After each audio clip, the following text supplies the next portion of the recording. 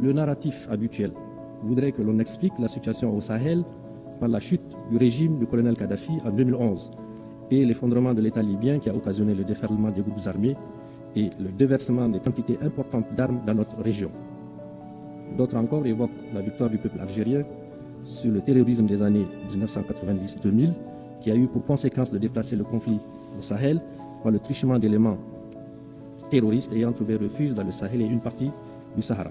À cela, il faut ajouter le fait indiscutable, au fur et à mesure que les armées des puissances occidentales s'installent dans les pays du Sahel, notamment au Mali, au Niger et au Burkina, pour prétendument les aider à y faire face, l'on a assisté à une extension et à une densification tout aussi progressive du phénomène terroriste dans la région. La corrélation est évidente.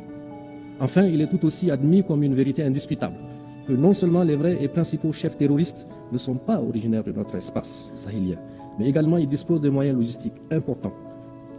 Qu'ils disposent de moyens logistiques importants, d'un mode opératoire particulier et fomentent d'une violence aveugle et une nuit qui sont totalement étrangers à notre espace géographique et culturel.